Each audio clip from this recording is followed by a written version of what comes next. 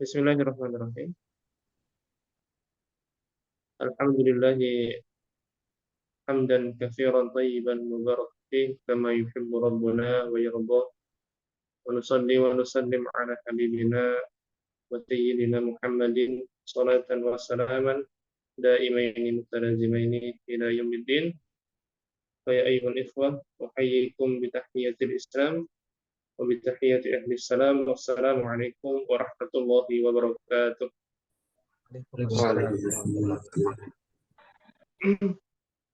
Alhamdulillah, mari kita memperbanyak rasa syukur kita kehadirat Allah Subhanahu wa taala yang telah menyempurnakan nikmat kita dengan nikmat keislaman, nikmat hidayah dan nikmat keimanan sehingga kita tetap dalam bimbingan Allah Subhanahu wa taala. Yang kami muliakan guru kita Dr. Fatidul Supraha, juga yang kami muliakan pula para asatidz, para muadzib dan muadzibah sekalian yang mudah-mudahan selalu diberi semangat, diberi spirit dari bimbingan Allah Subhanahu wa taala. Pada malam hari ini kita kembali bertatap muka dalam kondisi yang sehat walafiat. Kita akan melakukan satu konsolidasi iman para muadzib yang akan langsung dibimbing oleh guru kita Dr. Fatidul Supraha. Jadi mungkin langsung saja Ustaz, kita akan mulai mendengarkan nasihat-nasihat beliau dan arahan beliau. Mudah-mudahan dengan kesempatan ini kita bisa mengambil banyak ilmu, banyak manfaat. Baik, kita langsung persilakan saja kepada Ustaz Fatidul Supraha. Waktu dan tempat dipersilakan. Jazakallahu khairan Ustaz Adib. Bismillahirrahmanirrahim. Allahumma inna nas'aluka ilman nafi'an wa rizqan tayyiban wa amalan mutaqabbala. Allahumma anfa'na bima 'allamtana wa 'allimna bima yanfa'una wa zidna ilma. Amin ya Allah ya rabbal alamin. Para muadzib muadzibah yang luar biasa, para pendidik-pendidik muslim, uhayyikum jami'an bi tahiyyatil islamil khalidah wa tahiyyatul islami salam. Assalamualaikum warahmatullahi wabarakatuh. Waalaikumsalam. Semoga kedamaian, rahmat Allah, berkahnya tercurahkan kepada sahabat seluruhnya. Alhamdulillahi rabbil alamin. Wa bihi nasta'inu ala umurid dunya waddin. Asyhadu an la ilaha illallah wa asyhadu anna Muhammad Rasulullah. Allahumma fasalli wa sallim wa barik ala sayyidina Muhammad sayyidil mursalin wa ala alihi wa sahbihi ajma'in, amma ba'du. Alhamdulillah, pada malam hari ini sebagaimana biasa kita tradisikan satu budaya ilmu, knowledge, culture, sehingga kita berada di dunia pendidikan ini bukanlah sekedar ataupun bahkan bukan tukang mengajar, tapi kita hanya sekedar membagi apa yang sudah kita nikmati dari iman, adab, ilmu, dan amal. Dan tentu saja konsolidasi kita akan lebih baik dan lebih otoritatif manakala kita mengambil rujukan daripada kitab-kitab adab dari para ulama di masa dahulu, sehingga kita mendapatkan yang banyak. Dan pada kesempatan malam hari ini, Qiyam ke-25, kita sepertinya masih pada kitab adab yang ditulis oleh Syekh Izzuddin bin Abdissalam, seorang ulama yang wafat tahun 660 Hijriyah. Dan masih pada bab terkait tentang menikmati sholat sebagai sumber energi muaddib, dan tentu kita tidak boleh lupa bahwa sholat itu adalah tiangnya agama. Maka menikmati sholat insya Allah akan mendatangkan banyak kemudahan, baik dalam hidup kita, baik dalam persoalan-persoalan kehidupan kita, maupun dalam proses kita dalam mendidik generasi itu sendiri. Dan Syekh Izzuddin Abdissalam ini adalah sosok yang luar biasa ya. Saya sedikit membaca dalam kitab beliau yang lain, yaitu yang terkait tentang judulnya Zubad Khulasa at-Tasawuf wa huwa al-musamma halul rumus wa mafatihil kunuz ya. Di mana disebutkan dalam kitab ini salah satu bentuk karomah beliau ini, yaitu Syekh Izzuddin bin Abdissalam ini, ketika dahulu terdengar berita bahwa bangsa Tartar ya, Sultan Muzaffar Qutuz berencana melakukan perlawanan ba'da Id, maka waktu itu Imam Syekh Izzuddin bin Abdissalam mendatangi Sultan dan kemudian mengingatkan Sultan, kenapa Sultan belum bersiap-siap untuk mempersiapkan peperangan. Kata Sultan, saya sedang mempersiapkan perlengkapan perang sehingga butuh waktu. Tapi kata Syekh Izzuddin bin Abdissalam, jangan bangkit sekarang, jangan nunggu lama-lama, segera berangkat karena musuh sudah dekat. Kemudian Sultan waktu itu bertanya kepada beliau, apa yang menjamin, ya, apakah engkau bisa menjamin di hadapan Allah bahwa aku akan menang melawannya? Dengan yakin Syekh Izzuddin bin Abdissalam mengatakan iya. Dan ternyata beliau atau para sultan ini kemudian memenangkan pertempuran itu. Ya, nah ini di antara satu karomah beliau, di antara juga karomah-karomah yang lain yang diceritakan dalam kitab yang lain. Ala kulli hal, kitab yang kita baca masih yang sama, yakni Maqasidul Ibadat, tujuan atau mencari hikmah daripada ibadah yang kita lakukan, wabil khusus dalam hal ini sholat ya, pada pertemuan yang kedua. Para muadib muadibah yang mudah-mudahan dimuliakan Allah Subhanahu wa taala. Jadi sholat itu sebelum kita bicara amalan lahirnya, yaitu berdiri, ruku, sujud, salam, perlu diawali dengan menikmati amalan hati. Karena iman itu adalah amalan hati. Maka amalan hati itu perlu dibangun, dihadirkan, dan dirawat.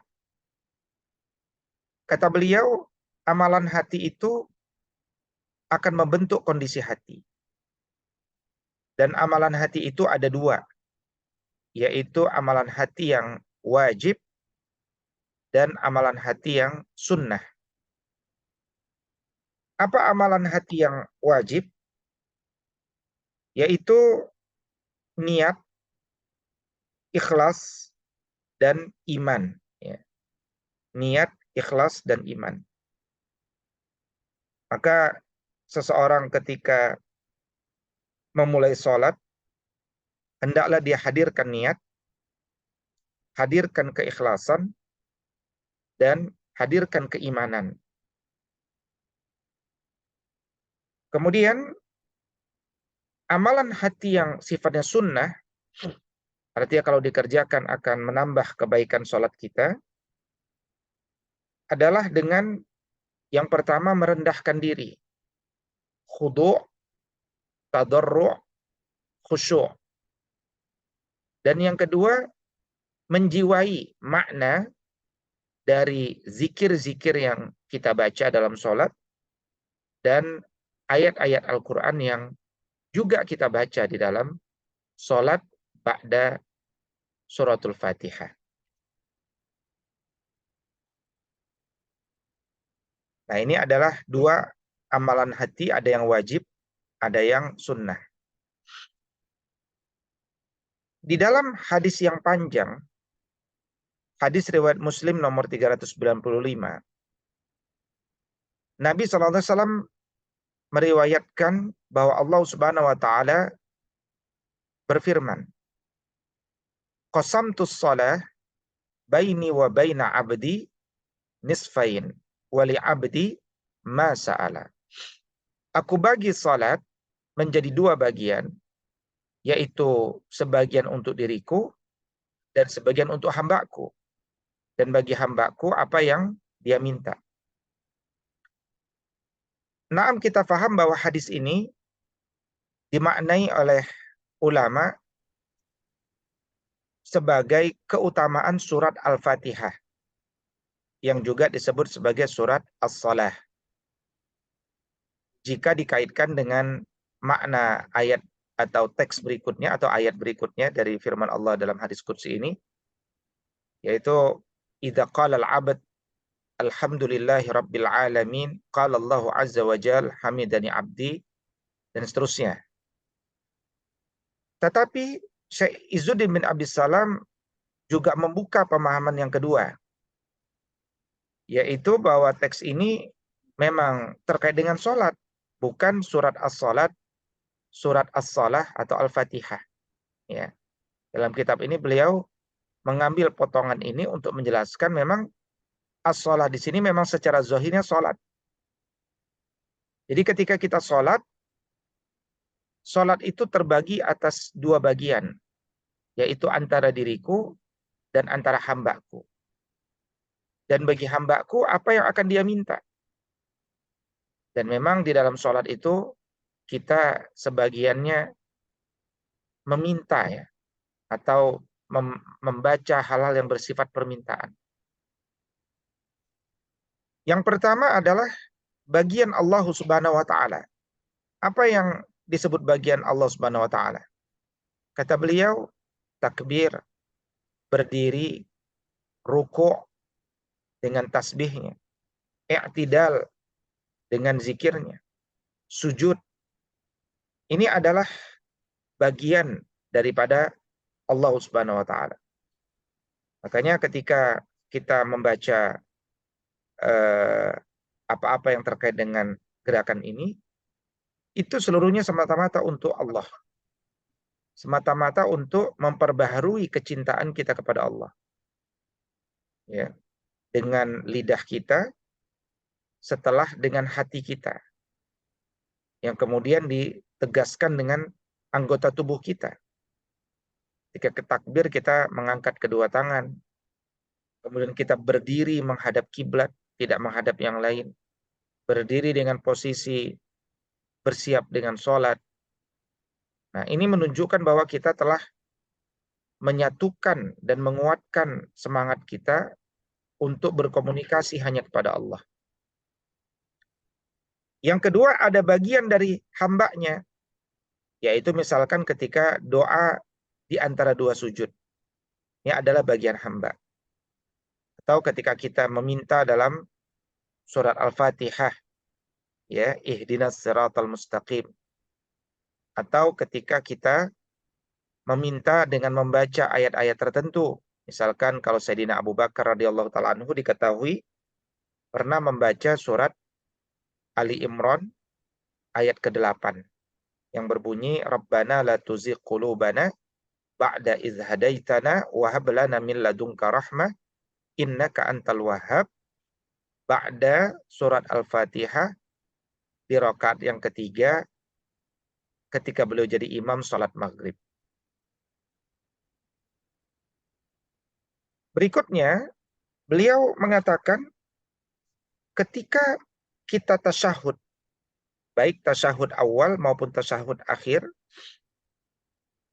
beliau mengajak kita untuk menikmati, menghayati ya apa yang kita baca. Kita sedang memberikan hak siapa di sana? Yaitu ketika Nabi memberikan pengajarannya kepada kita untuk membaca at-tahiyyatul mubarakatus salawatut thayyibatu lillah. Segala ucapan selamat, segala bentuk keberkahan, segala bentuk salawat, segala bentuk kebaikan adalah hanya untuk Allah. Ini menunjukkan hak Allah. Kemudian setelah kita memberikan hak Allah, kita membaca Assalamu alaika ayyuhan nabiyyu wa rahmatullahi wa barakatuh. Ya. Yakni mudah-mudahan salam kesejahteraan dilimpahkan kepadamu wahai Nabi, dan mudah-mudahan engkau mendapatkan rahmat Allah dan keberkahan Allah. Ini berarti kita telah memenuhi hak Rasulullah. Kemudian kita membaca Assalamu alaina. Bermakna kita telah memberikan hak bagi diri kita yang sholat. Ya. Dan kemudian kita membaca wa ala ibadillahis salihin. Dan semoga salam tercurahkan kepada semua hamba Allah yang saleh. Semua hamba Allah yang beriman. Baru kemudian kita bersyahadat. Asyhadu an la ilaha illallah wa asyhadu anna Muhammadar Rasulullah. Maka dalam tasyahud ini kita telah memberikan hak Allah, hak Rasulullah, hak orang-orang yang salat, dan hak orang-orang beriman. Maka seakan-akan beliau mengatakan kepada kita kalau sholat, jangan baca buru-buru. Dan ada 4 golongan yang hendaknya kita berikan secara sempurna. Allah, Rasulnya, diri kita, dan orang-orang beriman. Jadi kalau kita sudah menikmati ini, kita sudah bisa membagi kepada murid-murid kita untuk juga membacanya dengan penuh penghayatan, ditujukan kepada 4 golongan ini. Ya. Yang pertama, at-tahiyyatul mubarakatus salawatut thayyibatu lillah. Baru kemudian membaca Assalamu alayka ayyuhan nabiyyu wa rahmatullahi wa barakatuh. Yang ketiga, Assalamu alayna. Yang keempat, wa ala ibadillahis salihin. Nah, terkait salam, ketika kita membaca Assalamu alayna wa ala ibadillahis salihin, mudah-mudahan kesejahteraan dilimpahkan pula kepada kami dan kepada seluruh hamba yang saleh. Assalam, kata beliau, adalah bentuk masdar dari salima yaslamu salaman. Dia juga ada yang berpendapat merupakan bentuk jamak dari salamah, seperti malamah dan malam. Tapi yang jelas, kata beliau, ketika kita mengucapkan assalamu alaina, assalam itu adalah doa agar kita dan orang-orang salih selamat dari segala bencana, selamat dari segala bentuk kejahatan, selamat dari segala bentuk penyakit, selamat dari segala bentuk kecemasan, sehingga kita selalu berada dalam ketaatan dan ibadah. Itulah kenapa kemudian kita pun mendoakan diri kita. Assalamu alaina. Ya, semoga kami ini terhindar dari bencana, kejahatan, dan penyakit. Ya. Nah, kalau kita lihat ya, bahwa ketika kita bergerak itu ada ruku, ada sujud, dan seterusnya, ini menunjukkan bahwa masing-masing hak Allah telah kita tunaikan. Ketika kita memiliki Allah, tentu kita akan mengagungkan Allah, membesarkan Allah. Kita belum bertakbir kata beliau, kita baru berdiri menghadap kiblat dengan berdiri yang sempurna, itu saja sudah bentuk penghormatan kepada Allah. Berdirinya kita itu sudah bentuk penghormatan kepada Allah. Nah, kemudian ketika berdiri itu kita lanjutkan dengan ruku, ya. Kita lanjutkan dengan ruku. Maka rukuknya kita pun menunjukkan penghormatan yang lebih. Ya. Makanya ditandai dengan zikir khusus. Dan setelah itu kita sujud. Sujud itu menunjukkan sangat menghormati, puncaknya menghormati. Makanya zikirnya sangat khusus. Jadi zikir itu sebenarnya tidak wajib dalam sholat. Kenapa kata beliau? Karena berdiri, ruku, dan sujud, gerakan tiga ini saja sudah menjadi isyarat bahwa kita ini tunduk. Dan gerakan ini bukan gerakan yang kita lakukan di luar sholat. Kan tidak ada kita lakukan ruku di luar sholat. Tidak ada kita lakukan sujud di luar sholat. Kecuali mungkin kita sujud syukur ya. Berdirinya kita pun nggak berdiri seperti berdiri biasa-biasa. Kita berdiri yang memang nggak pernah kita lakukan pada di luar sholat.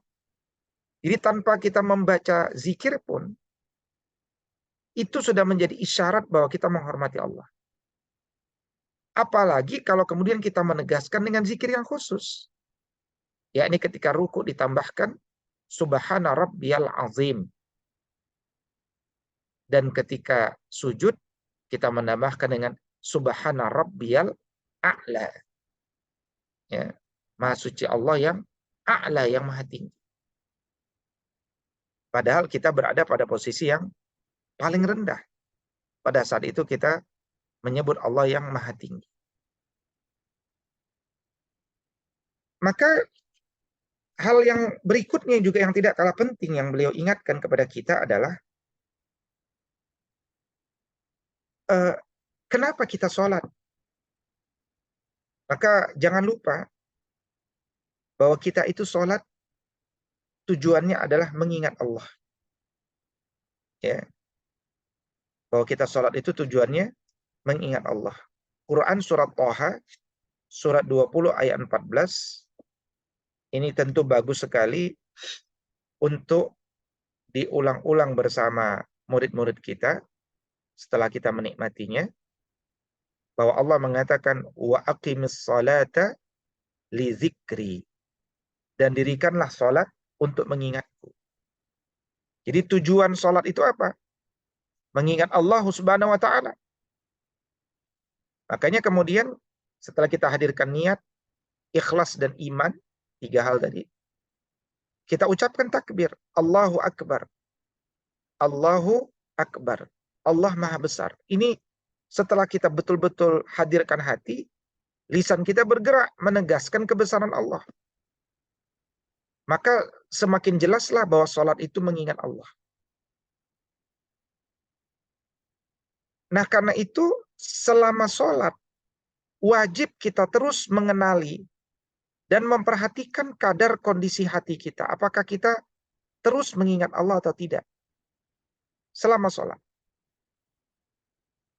Dan sehingga kita hanya menyibukkan diri kita kepada Allah. Kata beliau adalah sebuah yang lumrah ketika kita sedang menikmati menerjemahkan kata-kata yang kita baca setelah takbir. Misalkan kita membaca doa iftitah, membaca surat Al-Fatihah, membaca ayat-ayat Allah.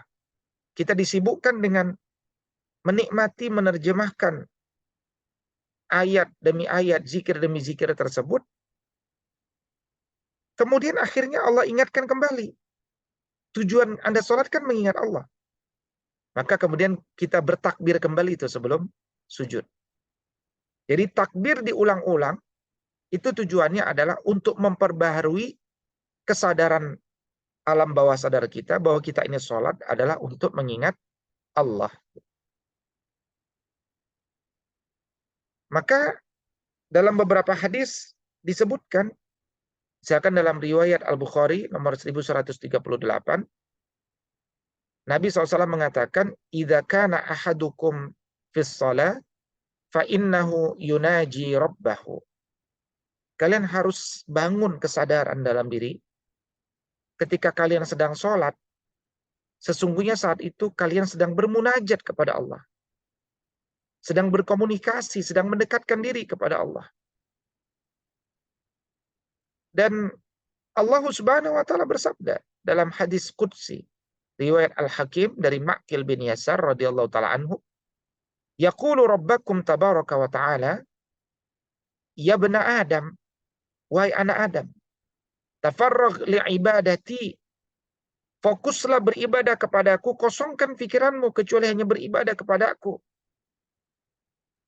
Imla qalbaka ghinna wamla yadayka rizqa, ya bani Adam, la tuba'idni.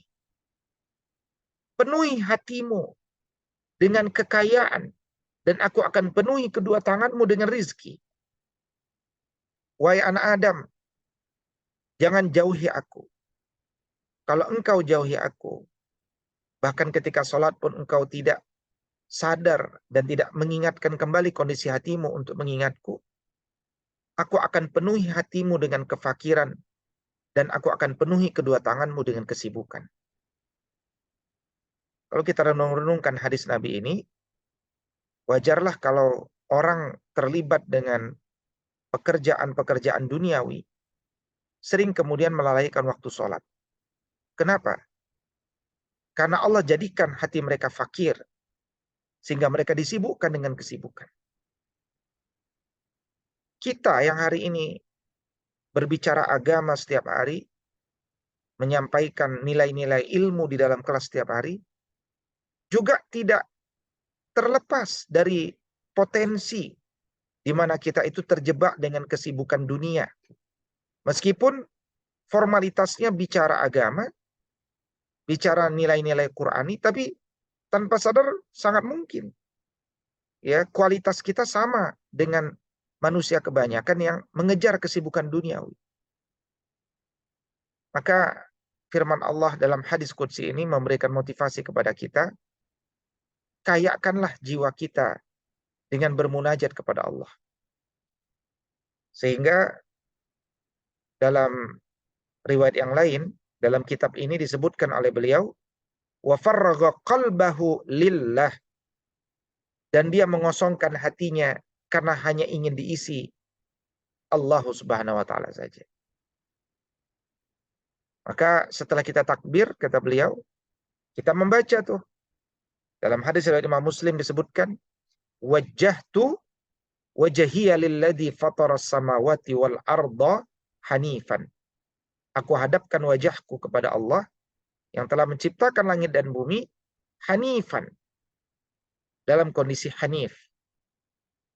Maka kalimat ini harusnya menyadarkan diri kita bahwa Allah yang fatara telah menciptakan, Allah fatara telah memulai kehidupan, Allah fatara telah membelah ketiadaan dengan penciptaan. Maka setelah kita sadar, curahkanlah seluruh jiwa kepadanya dalam bentuk tauhid, inabah dan takrir. Sementara hanif ini bermakna cenderung, ya. Hanif, ya, asal katanya dari al-mail, cenderung, yaitu orang-orang yang meninggalkan ya segala sesuatu karena cenderung kepada agama yang benar, yaitu Allah Subhanahu wa taala, yaitu al-Islam. Ya.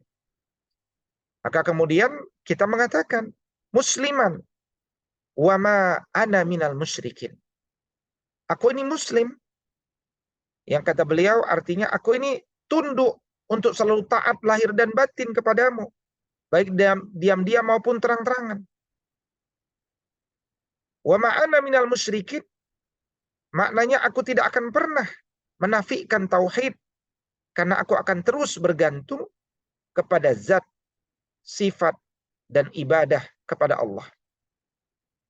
Maka kalimat ini saja, kata beliau, telah melepaskan diri pembacanya dari sifat qadariyah dan al-hasyawiyah.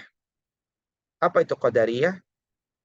Faham yang meyakini bahwa setiap hamba menciptakan perbuatannya sendiri. Dan orang qadariyah ini tidak melihat kufur, kemaksiatan itu terjadi karena takdir Allah. Dia tidak melihat itu. Dia juga bisa melepaskan diri dari al-hasyawiyah. Hasyawiyah itu cabang ya dari aliran Jabriyah yang yakin bahwa hamba atau diri tidak tidak punya kekuasaan atau tidak menguasai perbuatannya sendiri. Jadi dia tidak bisa memilihkan sesuatu yang baik untuk dirinya. Nah, ini pemikiran al-hasyawiyah. Tapi ketika kita membaca ini musliman, saya ini muslim. Wa ma'ana minal musyrikin, ini menegaskan bahwa kita memilih jalan ini dengan penuh kesadaran. Artinya kita juga memilih takdir baik untuk kita. Barulah kemudian kita mengatakan inna salati wa nusuki wa mahyaya wa mamati lillahi rabbil alamin. Salatku, ibadahku, hidupku, matiku hanya untuk Allah. Ya. Seluruh ibadahku bebas dari kesyirikan. Karena aku hanya bersekutu, berkoalisi hanya kepada Allah. Tidak ada makhluk hidup yang menguasai kehidupanku dan kematian diriku. Ini artinya kita tidak bergantung kepada selain Allah. Rabbil alamin. Ya, Rabbnya alimun. Alimun ini semua yang wujud. Semua yang ada. Ini disebut alimun. Maka nikmatilah Quran surat Yunus. Surat 10 ayat 31. Ketika Allah mengatakan, Qul may yarzuqukum minas sama'i wal ardi amman yamlikus sam'a wal absara wa may yukhrijul hayya minal mayyit wa yukhrijul mayyita minal hayyi wa may yudabbirul amra fasayaquluna Allah faqul afala fadzalikumullahu rabbukumul haqq famadza ba'dal haqqi illa ad-dhalal fa anna tusrafun. Katakanlah, siapakah yang memberikan rizki kepada kalian dari langit dan bumi? Siapa yang menciptakan pendengaran dan penglihatan? Siapa yang mengeluarkan yang hidup dari yang mati? Siapakah yang mengeluarkan yang mati dari yang hidup? Siapakah yang mengatur segala urusan? Niscaya mereka akan mengatakan Allah. Maka kalau kalian sudah tahu, kenapa kalian tidak bertakwa kepada Allah? Maka Allah lah realitas yang benar. Maka jangan kalian jauhi kebenaran. Karena famadza ba'dal haqqi illa dhalal. Kalau kalian jauhi kebenaran, kalian akan jatuh pada lawannya kebenaran, yaitu kesesatan. Ya, maka kita berdoa waladhdallin, kita berlindung kepada Allah dari bentuk kesesatan. Ya. Fa anna tusrafun. Jadi bagaimana nasib kalian nanti kalau kalian dipalingkan dari kebenaran? Mudah-mudahan Allah Subhanahu wa taala memudahkan kita untuk mengenali kebenaran dan memudahkan kita untuk mendapatkan rizki mengikuti kebenaran itu. Allahumma arinal haqqa haqqa warzuqna ittiba'ah wa arinal batila batilan warzuqna ijtinabah. Amin ya Allah ya rabbal alamin. In uridu ilal islah mastata'tu fa idza azamta fatawakkal 'ala Allah la haula wala quwata illa billah. Demikian yang dapat saya sampaikan 30 menit qiyam kita. Qulu qauli hadza wa astaghfirullah li wa lakum. Assalamualaikum warahmatullahi wabarakatuh. Waalaikumsalam warahmatullahi wabarakatuh. Ya, alhamdulillah kami sampaikan kepada Ustadz kita, jazakumullah khairan atas mengingatnya kepada kita bersama untuk kembali merenungi kualitas sholat-sholat kita yang sudah dahulu, dan mudah-mudahan kita bisa memperbaikinya setelah tadi apa yang sudah beliau sampaikan, apalagi kaitannya dengan tugas kita menjadi seorang muadzin, seorang guru. Ternyata sholat memiliki energi yang luar biasa. Mudah-mudahan dari apa yang beliau sampaikan yang singkat itu penuh dengan manfaat. Sedikit pengingat tadi mungkin menjadi satu tips kita untuk bisa menikmati ya sholat-sholat kita. Tadi disebutkan tentang ibadah hati ya. Ya berarti dengan cara pertama memulai ibadah kita, sholat kita dengan niat yang ikhlas, menjaga niat kita tetap lurus karena Allah. Kemudian yang kedua, mengikhlaskan sholat kita karena Allah.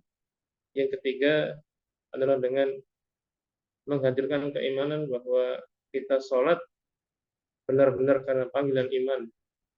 Kemudian yang keempat, dengan menundukkan hati kita dalam kekhusyuan kepada Allah. Yang kelima, dengan mempelajari, memaknai kembali baik bacaan-bacaan maupun zikir-zikir yang kita baca dalam sholat. Mudah-mudahan dengan langkah-langkah tadi bisa membantu kita untuk lebih menikmati sholat-sholat kita. Baik Ustaz, apakah kita buka kesempatan untuk bertanya? Jika ada, dipersilakan. Ya, baik, ikhwah sekalian yang ingin bertanya bisa langsung menyalakan mikrofon atau mengangkat tangan terlebih dahulu. Dari Pondok Eco, ada yang mau bertanya? Baik, silakan. Bisa langsung bertanya pada Ustaz. Ini Pondok Eko, pondoknya Pak Kusnan ya? Bukan.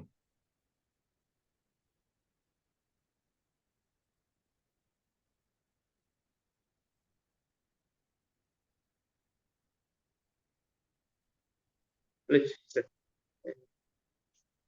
Ya, baik, kalau tidak ada, berarti kita akhiri pertemuan yang mudah-mudahan menjadi amal kita di malam hari ini.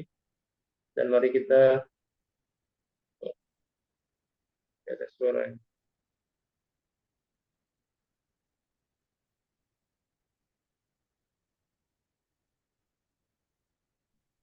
Suara aman ya? Mana lagi? Aman. Baik, mari kita tidak melupakan saudara-saudara kita di kesempatan apapun. Kita bisa berdoa dalam majelis-majelis, dalam ibadah-ibadah kita senantiasa doakan saudara-saudara kita, baik yang ada di Indonesia, keluarga kita, maupun saudara-saudara kita yang sedang mengalami kesulitan di Palestina. Kita berdoa kepada Allah Subhanahu wa taala dengan hati yang khusyuk. Alhamdulillahi hamdan yuwafi ni'amahu wa yukafi mazidah. Ya Rabbana lakal hamdu kama yanbaghi li jalali wajhikal karim wa 'azimi sultanik. Allahumma sallimna wal muslimin minal waba wal ghara wal fawahish wal fitan ma dhahara minha wa ma batan ya arhamar rahimin. Allahumma inna nas'aluka minal khairi kullihi ajilihi wa ajilihi min awwalihi wa akhirih wa na'udzu bika minasy syarri kullihi ajilihi wa ajilihi min awwalihi wa akhirih. Allahumma ansur ikhwanana al-muslimin al-mustad'afin fi Palestin. Allahumma ansur ikhwanana al-mustad'afin fi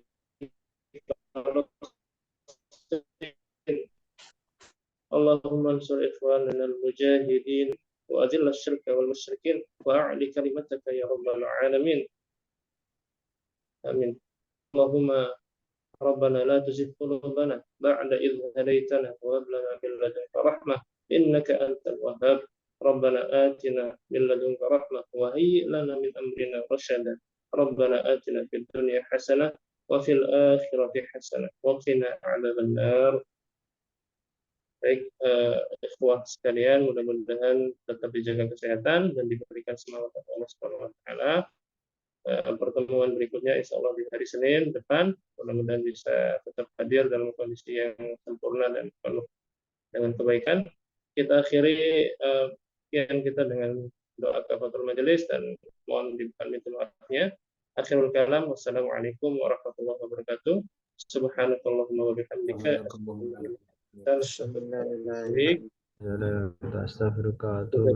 khairan kepada seluruh ikhwah dan ustaz filosofi.